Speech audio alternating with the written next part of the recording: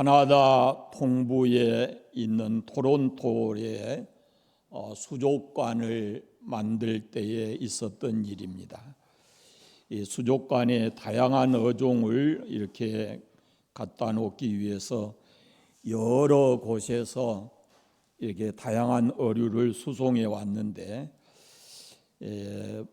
북미 서부 해안에서 다양한 어류를 이 캐나다 서부에 있는 밴쿠버로 옮겨와서 기차로 이렇게 수송을 해 오는 과정이었습니다. 그러니까 밴쿠버 이게 서쪽, 가장 서쪽이고 토론토는 오른쪽에 있을 수 있는데 한 일주일 동안 이렇게 걸렸다고 합니다. 다 물고기들이 살 수 있는 최선의 준비를 다 갖추어서 이렇게 운반을 해 왔는데, 근데 한 일주일 후에 토론토에 와서 이렇게 보면은 이 고기들이 다 어류가 죽어 있는 것입니다. 어류학자들 자문을 받아가면서 몇 번을 시도했지만 별 진전이 없고, 어떤 학자의 자문을 얻어서 그 곳에 어항에다가 큰 문어를 한 마리 넣어두었다 그럽니다.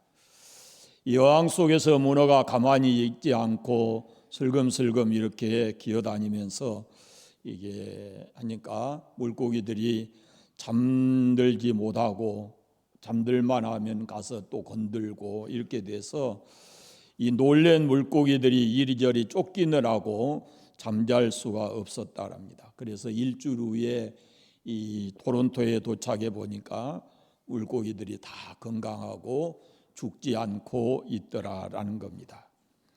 실은 이 바다에서 이 큰 물고기한테 이리저리 쫓기면서 이렇게 살아가다가 너무 아늑한 곳에 이렇게 넣어놓고 아무런 저기가 없으니까 이 안심하고 잠들었다가 결국은 죽었다라는 그런 얘기입니다. 이 글을 읽으면서 이런 도전을 받았습니다. 그리스도인의 삶에 이 영적 전투가 사라진다면은 우리의 신앙 또한 죽어질 것이다 라는 생각이 들어요. 너무 편안하게 신앙생활하려고 하면은 신앙의 성숙함보다는 오히려 퇴보하게 되어 있습니다.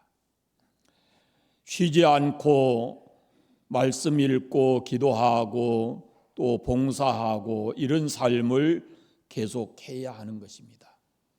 그리스도교가 이렇게 성장하는 그 과정을 보면은 이게 안정과 번영 속에서 성장하는 것이 아니고 박해와 이 어려움 속에서 교회가 끊임없이 성장해 왔다라는 것을 생각해야 합니다.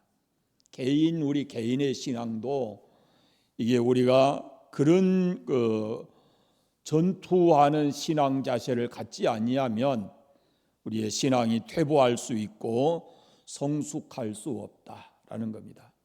지금 같은 좋은 세상에 여러분 성경 읽는다는 것이 쉽지 않습니다.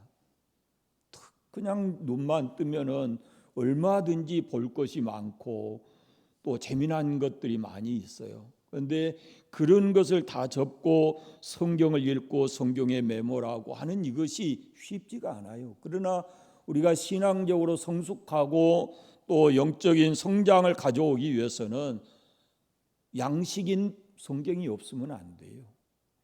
그러니까 성경을 떠나서 우리가 그런 어려움 속에서도 영적 전투하듯이 그 말씀을 읽고 묵상하고 이런 과정을 겪어야 된다라는 겁니다. 여러분의 손에서 성경이 놓쳐지지 않기를 바랍니다.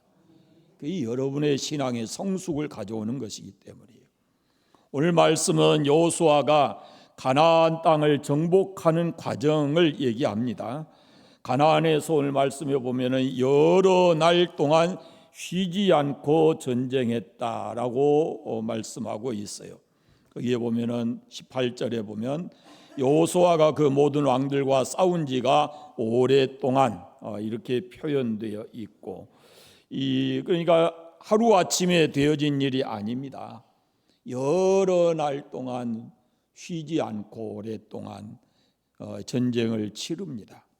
여러분, 승리는 그저 오는 것이 아닙니다.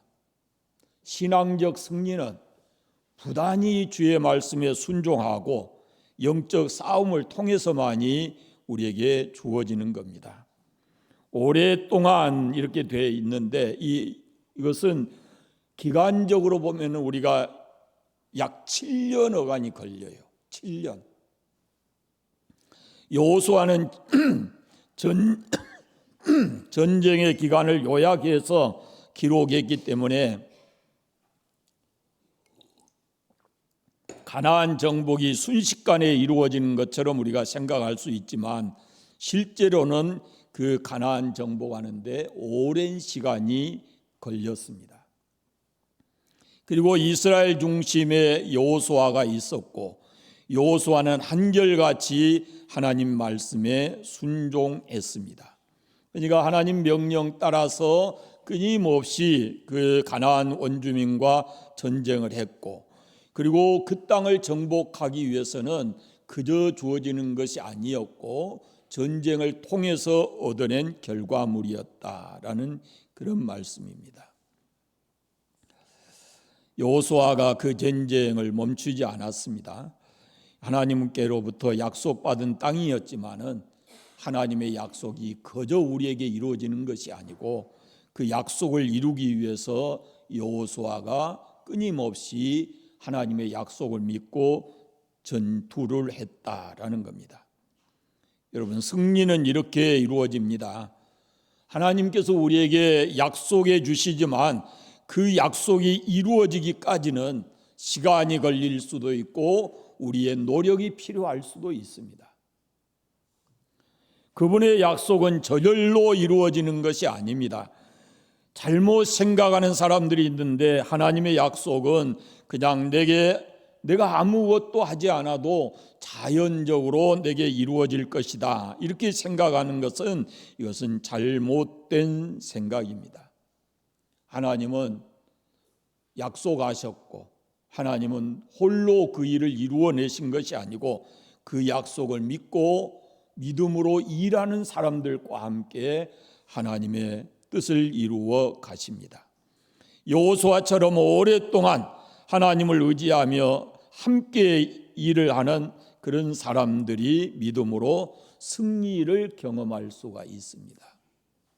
여러분, 우리가 매일같이 성경을 읽어도 이 성경을 하루에 석 장, 넉 장, 신약 구약 석 장, 신약 한 장 이렇게 읽어도 3년 걸리고 몇 년 걸리고 그러잖아요. 그런데 한번 가만히 생각해 보세요. 신학교 다닐 때 보면은 우리가 매년마다 교회력이 있잖아요. 교회력을 보면은 이게 매년 같은 쳇바퀴로 돌아요. 그런데 중세 시대부터 학자들이 뭔 얘기하냐면은 목회자는 신구약 성경을 돌려서 설교하되 4년 안에 한 번 거의 설교할 수 있어야 된다, 이렇게 얘기해요. 그러니까 4년 후에는 같은 본문을 가지고 다른 의미로 설교할 수 있어야 된다라는 의미를 얘기해요. 그렇게 우리가 신앙적으로 성경을 온전히 이해하고 이렇게 하기 위해서는 그렇게 오랜 시간이 걸리는 거예요. 이게 하루아침에 우리의 믿음이 어느 날 자고 나니까 쑥 자랐다, 이게 아니에요. 우리가 믿음이 성숙하기 위해서는, 믿음은 하나님 말씀을 들음으로 온다 하겠는데 듣는 자리에 내가 있지 아니하고 믿음이 자랄 수가 없어요. 그러니까 적어도 우리는 우리의 신앙이 성숙하고 하나님의 약속이 우리에게 이루어지기 위해서는 내가 해야 할 일이 무엇인가, 내가 있어야 할 자리가 어딘가, 이것을 놓치지 않아야 합니다. 가나안 정복에서 여호수아와 이스라엘에게 화친을 청한 성읍이 오늘 말씀해 보면은 기브온뿐이었어요. 그런데 그 외에는 모두가 다 여호수아가 전투에서 멸망시키거든요. 왜 그랬느냐? 하나님께서 그들의 마음을 강팍하게 하셨다라고 얘기를 합니다. 이스라엘 민족의 소문이 가나안 땅에 퍼지니까 이 하나님의 놀라운 능력으로 가나안 땅이 하나하나 점령된다라는 소식을 듣고 그리고 이 사람들이 오히려 어떤 사람들은 성을 더 굳게 닫아버리고 이렇게 돼 있는데 기브온 사람들은 그렇지 않았습니다. 말씀드렸어요. 이게 지금 제가 본문을요 여러분 뒤집어서 말씀드린 게 앞에 어디 하셨는지 아시겠어요? 여호수아 14장을 제가 설교했었어요. 그러니까 거기 가서 보면은 기브온 사람들이 이상한 변장을 하고서 여호수아에게 화친을 청하잖아요. 화친. 그래서 자기들은 이 이스라엘 백성과 화친을 취하고 그래서 멸망을 면하게 됩니다. 그런데 성경은 이 나머지 가나안 사람들이 그런 노력조차 하지 않고 오히려 이 사람들은 문을 닫았다가 멸망을 당했다라고 합니다. 근데 그것을 성경에서는 어떻게 말씀하냐면은 하나님께서 그 백성의 마음을 강팍하게 하셨다라는 겁니다. 더 나아가서는 하나님의 백성들을 지키기 위해서 가나안 거민들을 멸망시킨 것입니다.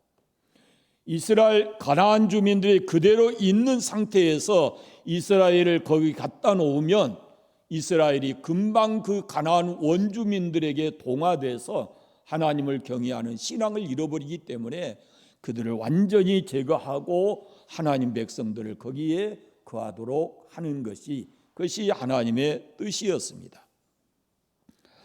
그들의 마음을 내버려 둔 것은, 그들의 마음을 강팍하게 한 것은 더 악하게 하나님께서 고의적으로 만들었다는 의미가 아니에요. 그들의 악한 상태대로 그대로 내버려 뒀다라는 말씀이에요. 살아온 그것보다 더 마음을 하나님께서 강팍하게 만드셨다는 말이 아니에요. 이미 그들이 그렇게 악한 의도를 가지고 살아왔는데 그대로 내버려 뒀다, 그런 말이에요. 하나님께서 그들에게 긍휼을 베푸시기를 멈추셨고 공의로 심판하시기를 원하신 겁니다. 그러니까 하나님 백성과 이스라엘 거민의 차이가 뭐냐면 하나님의 은혜가 임했느냐, 하나님의 은혜가 임하지 않았느냐, 그거예요. 적어도 우리가 이 땅에서 살아가는 삶의 모습이 다 똑같지만은 그리스도인이라는 것은 하나님의 은혜가 우리에게 임한 것이고 아직 그 은혜가 교회 밖에 있는 사람들에게는 임하지 않은 것이고 그걸 거부하든지 어떤 방법으로든지 그것을 받아들이지 않기 때문에 그렇습니다. 이스라엘을 하나님께서 사랑하셨고 가나안 땅을 버려두셨다라는 것을 우리가 이 본문에서 볼 수 있는데 신약 성경의 사도 바울의 강력한 메시지 중에 뭐냐면은 하나님의 선택과 버려둠이라는 것이 있어요. 이게 하나님의 예정이라는 거예요. 그런데 그것은 바울에게서부터 시작된 것이 아니고 이 구약 성경에서부터 이미 하나님의 그 뜻이 나타나 있어요. 이스라엘 백성은 하나님이 택해서 긍휼을 베푸시고 은혜를 주시고 가나안 땅 원주민들은 악한 그대로 내버려 두시고 그들이 멸망케 하시는 것, 그것이 하나님께서 이스라엘 민족과 가나안 백성들에게 나타낸 하나님의 뜻이에요. 지금도 이것은 마찬가지예요. 하나님께서 긍휼을 베푸시고 택하시고 긍휼을 베푸시면은 그가 하나님 백성이 될 수 있고 그냥 그 살던 대로 하나님이 관여하지 않으시고 내버려 두시면 결국은 멸망의 자식이 된다라는 그런 말씀입니다. 가나안 땅에 전쟁이 그치고 평화가 찾아왔습니다. 이들이 누리게 된 이 진정한 평화는 전쟁을 통해서 얻은 것인지 타협을 통해서 얻은 것인지 생각해 보십시오. 계속 설명해 왔습니다. 적당히 타협하는 것으로 평화가 찾아온 게 아니에요. 적당히 타협했다면 이 사람들은 오히려 그들에게 속해져 버렸을 거예요. 가나안 원주민들이 그 땅이 토박인데 이 밖에서 살던 사람이 와서 거기에서 정착하려고 하면 그들에게 동화돼서 그 사람들의 것을 배웠어야 할 겁니다. 그러나 타협이 아니에요. 전쟁을 통해서 그들이 그 땅을 정복하게 됐고, 그리고는 정복되었을 때에 전쟁이 그치게 되었습니다. 세상에서는 평화를 얻기 위해서 대화도 하고 타협도 합니다. 그래서 분쟁을 조정하기 위해서 협상도 만들고 그런 사람들을 대표로 뽑아서 회의도 하게 합니다. 서로 당사자들 간의 의견을 주고받는 일도 있고, 그렇게 해서 잘 이렇게 대화가 되면은 성명을 발표하고 조약을 맺고, 그래서 평화롭게 됐다라고 얘기합니다. 그러나 여호수아서에서의 평화는 전혀 다른 방법으로 이루어집니다. 이 평화는 전쟁 뒤에 찾아오는 평화입니다. 여호수아가 하나님을 의지해서 두려움 없이 적을 하나하나 물리쳤을 때 마침내 그 가나안 정복하고 평화가 찾아온 겁니다. 여리고성을 무너뜨렸을 때 그곳에 평화가 임했고, 아이성을 정복했을 때 또 가나안 남부 지방과 지방이 하나하나 무너지고 정복되었을 때 그들에게 평화가 찾아왔습니다. 이게 여호수아 시대는 이래요. 그러나 조금 넘어가면 여호수아가 죽고 사사 시대가 오거든요. 사사 시대 때 이스라엘 민족은 뭘 하냐면은 평화를 위해서 타협을 해요. 그게 사사 시대 때의 모습이에요. 가나안 사람과 공존하고, 그리고 그 사람들이 섬기는 우상을 받아들이고, 그랬을 때 그 땅에서는 평화가 깨지고 평화가 사라져버리고 다른 민족이 들어와서 그들을 압제하고 핍박이 그들은 핍박 속에 들어가게 되거든요. 그러니까 우리 그리스도인들이 이걸 좀 명확하게 해야 돼요. 우리가 하나님의 사람으로 살아가는 방법은 타협이 아니에요. 진리의 말씀 위에 서서 우리가 그것을 확실하게 지켜내기 위해서는 전투하는 그런 자세를 가져야 돼요. 비본질적인 것에 있어서는 얼마든지 타협할 수 있어요. 우리의 신앙을 손해를 입지 않고 이렇게 되는 부분에 있어서는 타협할 수도 있고 양보할 수도 있어요. 그러나 본질적인 것에 있어서는 타협이 되면 안 됩니다. 특별히 신앙적 면에 있어서는 절대로 우리가 양보하면서 타협하는 것이 안 되죠. 가나안 백성을 진멸하는 것은 하나님의 명확한 명령이었고, 그 명령 뒤에는 연약한 이스라엘을 위한 하나님의 세심한 배려가 있었다라는 것입니다. 그래서 하나님 명령에 순종하는 것이 이것이 신앙적으로 본질적인 것이거든요. 하나님 말씀대로 순종하는 것이 우리의 신앙의 본질적인 것이라면은 내가 판단하고 행동하고 타협하는 이것은 비본질적인 것이에요.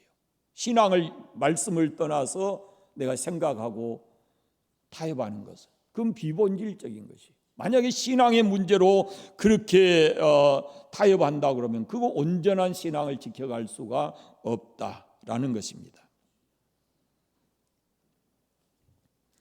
진정한 그리스도인들은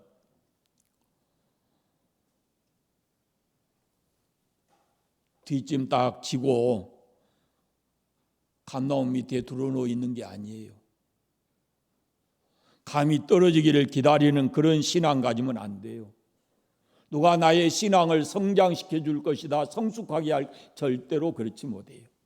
해줄 수 있는 부분이 있고 내가 스스로 해야 되는 부분이 있어요. 한 번, 두 번 순종하고 기도한 다음에 내가 나의 할 바를 다 했다, 이것은 잘못된 생각이에요. 하나님의 사람은 끊임없이 하나님과 동행하면서 그분의 말씀에 순종하고 열심 있는 신앙을 가져야 하는 겁니다. 그래서 결코 신앙적으로 게으르면 안 되는 겁니다. 게으르고 충성하지 못한 사람은 모든 일에 있어서 하나님을 핑계합니다. 하나님의 뜻이 아닌데도 그것이 하나님의 뜻인 것처럼 말하고 불순종하는 그런 모습으로 살아가는 겁니다. 오늘 나는 신앙생활하면서 세상과 적당히 타협하고 있는 부분은 없는지, 믿음의 본질을 내가 혹시 타협함으로 깨뜨리면서 살아가는 것은 아닌지 우리 자신을 돌아봐야 합니다. 대개 사람들이 삶의 모습을 보면요, 자기에게 어떤 손해가 올 만하다 그러면은 어떻게 하든지 그걸 싸워서 이기려고 하는 거예요. 싸워요. 어떻게 하든지. 내 자존심을 건드린다든지 물질적으로 어떤 손해가 온다든지 그랬을 때는 상대가 누구든지 싸우려고 하거든요. 우리가 그리스도인은 우리의 거룩함과 성결함을 지키기 위해서, 근데 그리스도인들은 의외로 잘 타협을 해요. 적당하게 타협하면서 신앙생활을 쉽게 하려고 해요. 그리스도인들의 본질은 이익이 아니라 성결입니다. 성결.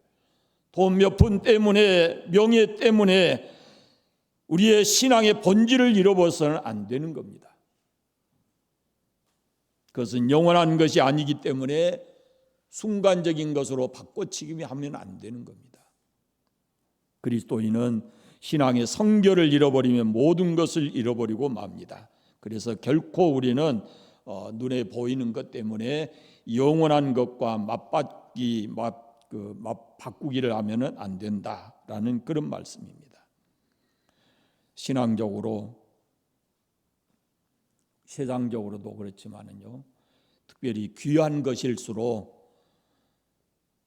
얻기가 쉬운 것이 아닙니다. 귀한 것일수록 얻기 위해서는 생명도 걸어야 되고 위험한 일이 있어도 그걸 해내야 하는 겁니다. 금이나 다이아몬드를 얻기 위해서는 그것이 매장된 위치도 파악해야 되고 위험을 무릅쓰고 그걸 땅속 깊이 내려가서 그것을 캐내야 하는 겁니다. 지금도 아프리카 어느 지역에서는 이 금을 얻기 위해서 공식적으로 국가가 허락하지 않는 그런 차 밑에 땅속에 들어가서 금을 캐고 있거든요. 자기 생명을 거는 거예요. 그렇게 해서 얻은 그 금이 그 사람들의 생명을 유지해 주는 거예요. 그러니까 살기 위해서 그렇게 그 사람들이 자기 생명을 걸고 이렇게 전투하듯이 인생을 살아가요. 내가 얻고자 하는 것이 진정으로 무엇인가를 한번 점검해 보시고 우리가 그것을 위해서 어떤 노력을 하고 있는지 생각을 해 보십시오. 자, 세 가지 면만 제가 말씀드리겠습니다. 우리가 원하는 것을 그 목록을 한번 얘기해 보면 우리는 영적으로 무엇인가를 원해야 돼요. 그 다음에는 가정적으로 우리가 무엇인가를 원해야 되고, 그 다음에 건강적으로 우리는 무엇인가를 원해야 돼요. 그러면은 여러분이 영적인 면에서 어떤 성숙하기 위해서 구체적으로 뭔 노력을 해야 될까요? 내가 영적인 면에서 내가 원하는 것을 얻기 위한다면, 하나님이 원하시는 분량에까지 믿음이 자라기를 원한다면 내가 노력해야 될 부분이 뭘까요? 내가 성숙한 그리스도인이 되고 하나님이 원하시는 믿음의 분량까지 자라려면은 내가 영적으로 여기가 목표라면은 내가 해야 될 일이 뭐냐고요. 말씀 읽어야 되고 기도해야 되고 주님을 찬양해야 되고 이런 거 기본적인 거예요. 적어도 특별한 일을 하지 않아도 기본적인 것을 우리가 잘 해나가게 되면 그러면은 우리가 영적으로 성숙해지게 되는 겁니다. 원하는 것을 우리가 얻게 돼요. 그런데 그것을 얻기 위해서 이미 말씀드렸지만은 우리가 전투하는 자세를 갖지 않으면 그것을 결코 이루어질 수가 없다라는 것입니다. 또 하나, 가정적인 면에서 우리가 무엇을 원하는 목적을 이루기 위해서 가장 해야 될 일이 뭐라고 생각하세요? 여러분의 가정이 행복하고 그리스도인 가정으로서 모범적인 가정이 되기 위해서는 제일 중요한 것이 뭐라고 생각하세요? 살고 있으면서도 몰라요?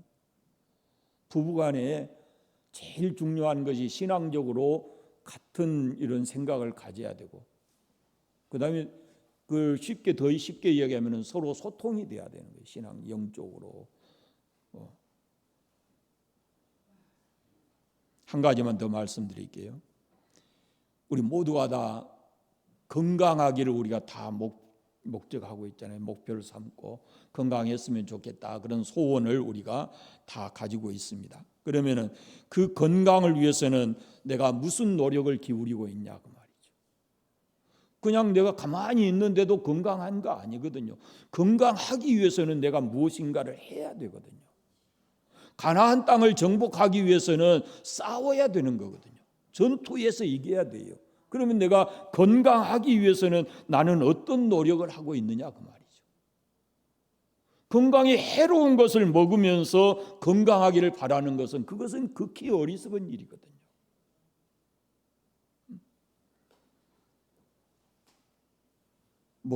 먹지 말아야 될 것도 있고 먹어야 될 것도 있거니와 운동도 해야 되고 여러 가지 것들이 우리가 원하는 건강을 이것을 이루어 가려면 그렇게 노력을 해야 되는 겁니다. 오늘 말씀은 결론이 그렇습니다. 하나님의 약속이 우리에게 주어졌지만 그 약속이 내 것이 되기 위해서는, 내 삶에 그대로 이루어지기 위해서는 내가 노력해야 된다라는 겁니다. 노력하지 않고 그것이 가만히 말씀이 나에게 그 이대로 이루어지는 게 아니에요. 하나님 말씀은 분명히 그 속에 약속을 담고 있는데 그것이 나에게 이루어지기 위해서는 내가 끊임없이 노력해야 되고, 때로는 이스라엘 백성이 가나안 땅과 전투에서 이긴 것처럼 그런 전투적인 삶을 우리가 살아야 된다라는 겁니다. 여러분이 믿음의 전투를 잘 하셔서 승리하시기 바랍니다. 사도 바울이 디모데후서의 마지막에 말씀하잖아요. 내가 선한 싸움을 싸우고 나의 달려갈 길을 마치고, 그러잖아요. 싸움을 싸웠다 표현을 해요. 신앙이 그냥 아니라고 이런 것만이 아니다라는 거예요. 전투하고 싸워서 이겨야만 우리가 신앙적으로 성공할 수가 있다라는 겁니다. 그런 성숙된 신앙인으로 살아가기 위해서 여러분들이 노력해야 될 부분이 무엇인가를 깨닫고 그것대로 실천하며 살아가시기를 바랍니다. 기도하겠습니다. 감사합니다. 하나님 아버지, 복되고 거룩한 주일 주셔서 이런 새벽부터 이 시간까지 우리가 주 앞에 있게 하시고 주께 예배하며 주의 말씀 귀 기울여 들을 수 있도록 은혜 주셨으니 감사합니다. 우리의 삶의 연장에 갑니다. 성령 하나님께서 우리를 동행해 주시고 삶의 현장에서 우리 말씀이 우리의 삶이 되도록 능력으로 역사해 주시기를 원하옵고 기도합니다. 하나님, 우리 관산교회 모든 성도들이 하나님께서 말씀하신 그 약속을 이루기 위해서 성실하게 노력하고 때로는 전투하듯 신앙생활을 전투하듯 살아갈 수 있는 그런 은혜도 주시기를 원하옵고 기도합니다. 특별히 아버지 하나님, 이 시간 간절히 구하옵기는 지진으로 인해서 고통당하는 대만에 있는 우리 윤재성 선교사님을 하나님께서 긍휼히 여기시고 아버지 하나님, 속히 그 모든 아픔이 치료되고 치유되고 회복되게 하여 주셔서 선교사님뿐만 아니라 대만 땅이 회복될 수 있도록 하나님께서 은혜해 주시기를 간절히 원하옵고 기도합니다. 하나님 아버지, 우리가 일주일 살아가는 동안도 주님께서 우리와 함께 하시고 우리를 통해서 영광 받아 주시옵소서. 예수님의 이름으로 기도드립니다. 아멘.